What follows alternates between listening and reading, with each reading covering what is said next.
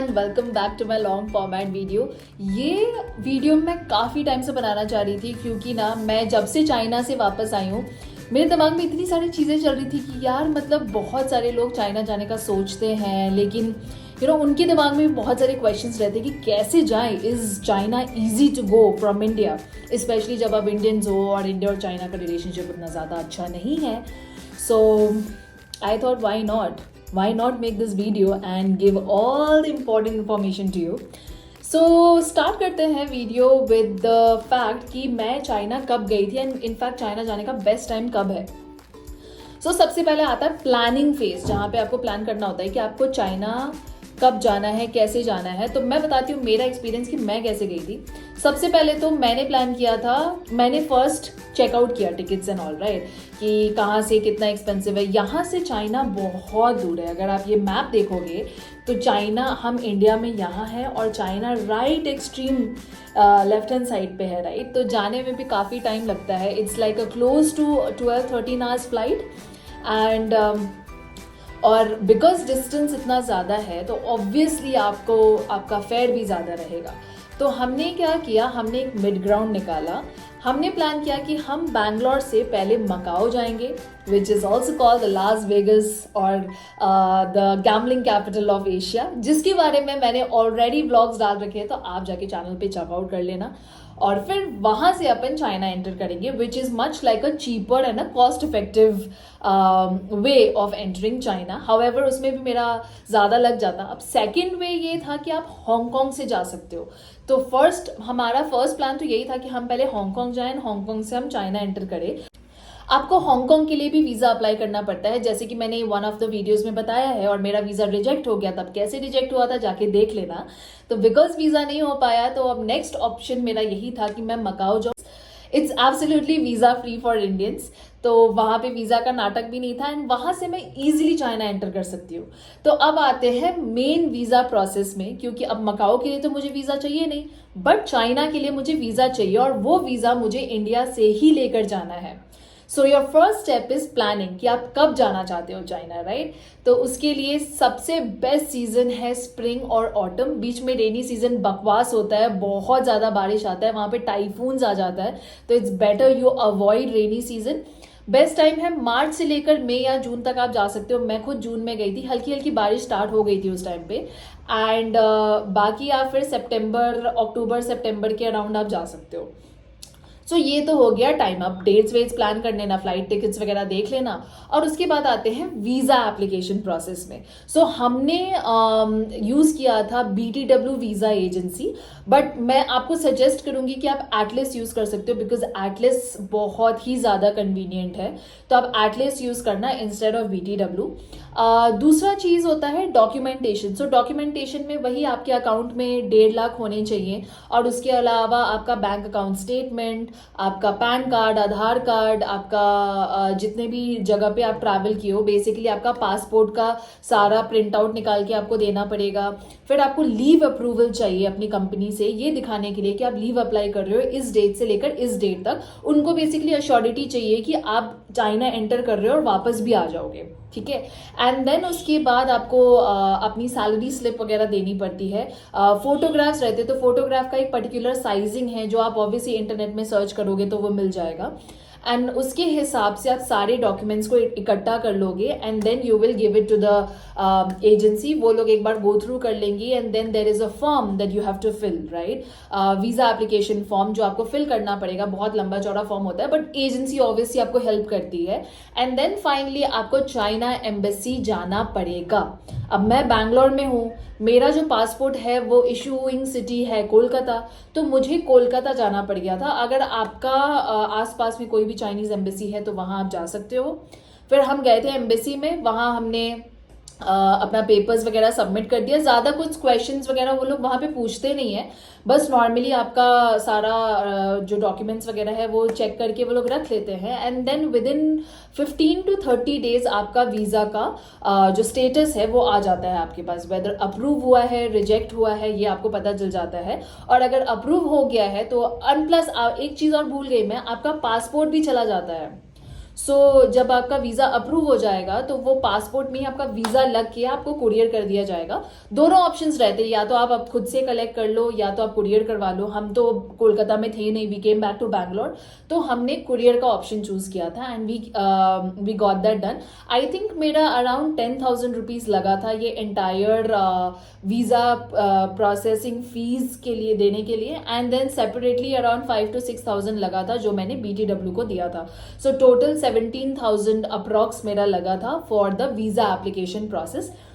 बहुत डर लगता है यार कि चाइना वीज़ा बहुत डिफिकल्ट है मिलना, जस्ट लाइक बहुत सारे ऐसे कंट्रीज है जहाँ का वीज़ा मिलना बहुत मुश्किल है, but China visa is also difficult for Indians. And हमने टूरिस्ट वीज़ा अप्लाई किया था, एंड उसके लिए ना एक और चीज़ जो आपको सबमिट करनी पड़ती है जो वो है आपकी फ़्लाइट टिकट्स।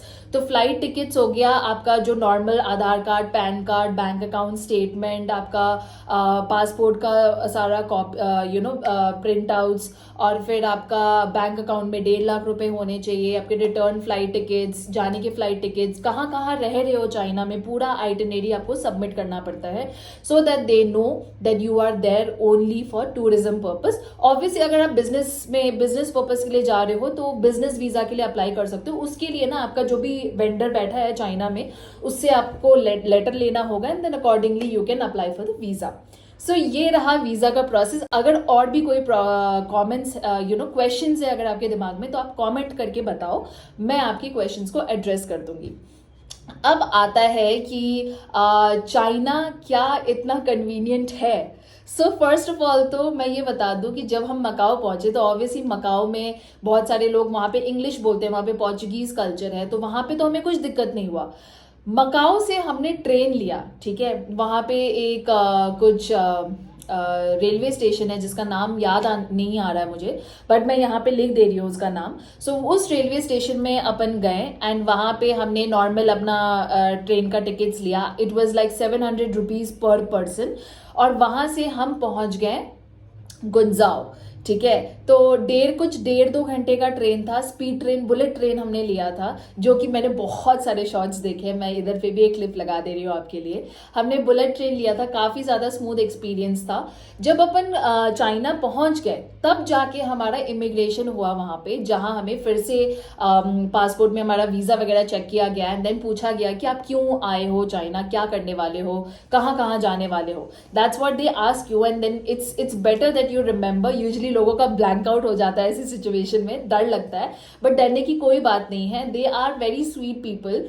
उनका फेस थोड़ा ब्लैंक सा रहता है, but trust me the process is very very smooth. उनसे आपसे बस नॉर्मली पूछते हैं कहाँ जा रहे हो, क्या करने जा रहे हो, ये वो, एंड आप कब वापस जाओगे यहाँ से, ये सारी डिटेल्स पूछने के बाद आपका इमिग्रेशन कंप्लीट एंड देन आप एंटर हो गए चाइना। था ना बड़ा स्मूथ प्रोसेस। तो these are the things about the China, कैसे आप जा सकते हो, वीज़ा का प्रोसेस क्या वगैरह वगैरह है। रहा बात फ्लाइट फेयर्स का, तो टोटल मेरा जो अप एंड डाउन का कॉस्टिंग लगा था वो क्लोज टू 70 to 80,000 लगा था, क्योंकि यहाँ से मैं मकाओ गई थी, मकाओ से मैंने फिर ट्रेन लिया जो कि मेरे को 1400 पड़ा फॉर 2 पीपल, एंड देन वहाँ से मैंने गुंजाओ में एंटर कर गई। Guangzhou is like the shopping trade hub. So basically अगर किसी को कपड़ा खरीदना है या फिर होलसेल में कोई भी चीज़ खरीदनी है, गुंजाओ, शेंजन, ये सारी जगह हैं जहाँ से आप खरीद सकते हो। तो मैं काफ़ी टाइम के लिए गुंजाओ में थी एंड देन वहाँ से अपन शंघाई चले गए थे। अब शंघाई कैसे गए थे वो मैं आपको बताऊंगी, but let me tell you a little bit about Guangzhou. अब मैं कितने दिनों के लिए चाइना में थी, मैंने क्या क्या चाइना में किया, वो मैं डिफरेंट ब्लॉग में कवर करूंगी, बट ये ब्लॉग में मैं बेसिकली ये आपको बताना चाहती हूँ कि आपको किन चीज़ों का ध्यान रखना है। तो सबसे पहला इंपॉर्टेंट चीज़, जब आप चाइना पहुंचोगे ना, सबसे पहला आपको सिम लेना है वहाँ का, क्योंकि वहाँ पे लाइक यूजुअली जब भी हम फॉरेन ट्रैवल करते हैं तो हम सिम तो खरीदते ही हैं, तो आपको जैसे चाइना का भी सिम लेना पड़ेगा। वहाँ का सिम प्राइजेस थोड़ा एक्सपेंसिव है। जितना मुझे याद आ रहा है अराउंड 2500 to 3000 INR मैंने पे किया था फॉर 7 days का सिम, तो जिसमें अनलिमिटेड कॉल्स एंड डेटा था। तो वो सिम कार्ड हमने ले लिया था, और उसके अलावा जो पहली चीज़ आपको करनी है, आपको VPN डाउनलोड करवाना है अपने फ़ोन पे, वरना व्हाट्सएप, गूगल मैप्स कुछ भी काम नहीं करेगा। चाइना का खुद का ही अपना एक दुनिया है जहाँ पे वो लोग खुद के ही प्रोडक्ट्स यूज़ करते हैं, खुद का ही सॉफ्टवेयर यूज़ करते हैं। माइक्रोसॉफ्ट वहाँ पे चलता है बट गूगल का कोई भी एप्लीकेशन नहीं चलता, फेसबुक, यूट्यूब, व्हाट्सएप कुछ भी नहीं चलता। सो आपको क्या करना है, या तो आप वीपीएन अपने देश से डलवा के जाओ, अपने अपने कंट्री से डलवा के जाओ, या तो वहाँ पे आप कोई भी फ़ोन शॉप में जाओगे तो वो लोग आपके लिए वीपीएन इंस्टॉल कर देंगे। They will charge some money from you, like मेरे से शायद उसने अराउंड 500 INR लिया था बस इंस्टॉल करने का। सो इंस्टॉल करने के बाद आपको वीपीएन ऑन करके ही यूज़ करना है अपना व्हाट्सएप, यूट्यूब, फेसबुक जो भी आपको यूज़ करना है। और अगर आप iOS यूज़र हो ना तो आपका एप्पल मैप्स भी काम करेगा, बट उतना आई थिंक इट्स बेटर कि आप वहाँ का ही लोकल ऐप यूज़ करो, है ना। मैंने तो I was using Google maps because Google use नहीं होता चाइना में, तो उनका जो अपडेट्स है वो बहुत पुराना है जिसकी वजह से आप बहुत सारी लोकेशंस को ट्रैक नहीं कर पाओगे। तो बेस्ट है कि आप एप्पल मैप्स यूज़ किया करो। एंड दूसरा चीज़ जो बहुत इंपॉर्टेंट है, या तीसरा चीज़ जो बहुत इंपॉर्टेंट है, दैट वहाँ पे बहुत भयंकर लैंग्वेज बैरियर है, ठीक है। तो आपको क्या करना है, आपको ट्रांसलेटर लेके जाना। आजकल तो पोर्टेबल ट्रांसलेटर्स भी होते हैं बट वो काफ़ी एक्सपेंसिव होते हैं, आई नो। एंड इंडिया से usually people around the globe try to using Google translator, but वहाँ पे अगर आप वीपीएन यूज़ कर रहे हो, गूगल ट्रांसलेटर यूज़ कर लो, या फिर आप अली पे का ट्रांसलेटर यूज़ कर सकते हो जो कि काफ़ी ज़्यादा इफेक्टिव है, more effective than Google translator. So हम लोग दोनों यूज़ कर रहे थे, हमें अली पे का ट्रांसलेटर काफ़ी ज़्यादा अच्छा लगा। और जैसे अपने इंडिया में गूगल पे है वैसे ही वहाँ पे अली पे है, तो आप यूज़ कर सकते हो ऑनलाइन ट्रांजैक्शन के लिए। वहाँ पे भी लोग बहुत ज़्यादा डिजिटली डिजिटल हैं basically. They also do not do money like hard cash transactions, they also prefer कि आप अली पे से ट्रांसफर कर दो।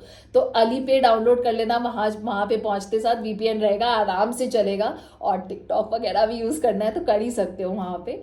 और क्या यार, उसके अलावा हाँ, ओला उबर भी नहीं चलता, ओला उबर कुछ भी नहीं चलता वहाँ पे। आपको यूज़ करना होगा वहाँ का खुद का ऐप है दीदी, जिसकी प्राइसिंग काफ़ी कॉस्ट इफेक्टिव है। एंड पता है लग्जरी कार्स के ऑप्शंस भी वहाँ पे मिलते हैं, और वो भी बहुत सस्ते रेट्स में यार। मान लो अगर 200-300 रुपये में आपको नॉर्मल कार मिल रहा है, जो कि ऑब्वियसली वहाँ चाइना में बहुत अच्छे अच्छे कार्स हैं, बट अगर आपको ऑडी, BMW वगैरह में बैठना है तो वो भी आपको बहुत ज़्यादा 100-200 रुपये ज़्यादा में मिल जाएगा। एंड इट इज़ बहुत ज़्यादा अमेजिंग है।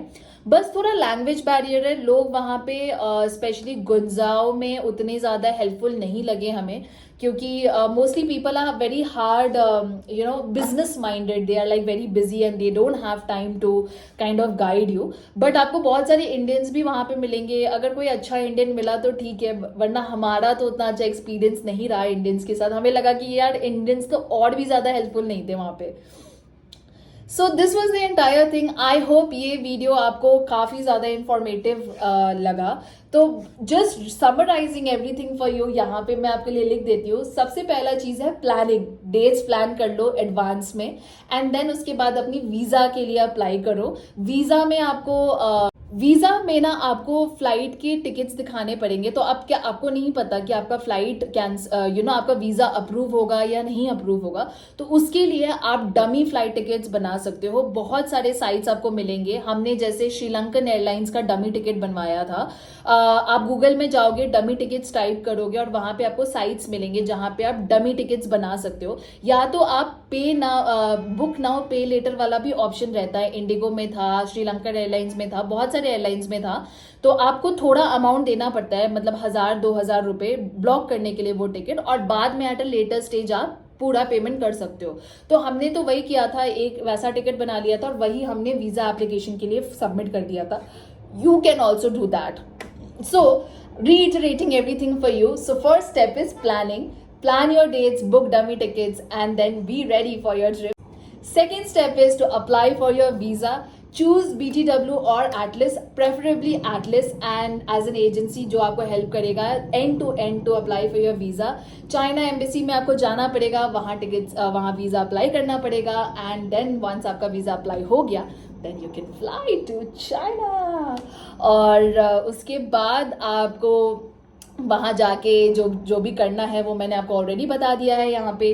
ट्रेन से आप एंटर कर सकते हो मकाओ या हांगकांग से। चाइना का वीज़ा आपको इंडिया से ही लेकर जाना होगा and everything is smooth. Itinerary अपने दिमाग में रट लेना ताकि वहाँ पे अगर कोई पूछे तो आप हकलाओ नहीं and you are confident and that is it. Didi app and वहाँ का करेंसी जो चाइना का करेंसी है उसे आरएमबी बोलते हैं या फिर चाइनीज युआन बोलते हैं। सो जैसे 1 RMB is equals to 12 close to 12 rupees of India. So China आप जितना सस्ता सोच रहे हो उतना ज़्यादा सस्ता भी मुझे नहीं लगा, but yeah that was the calculation. Thank you so much for watching and I hope this video was very very very informative to you. And I see you again in the next blog wherein I will tell you कि China में आप कहाँ कहाँ explore कर सकते हो और मैंने कहाँ कहाँ एक्सप्लोर किया है। And see you again, bye.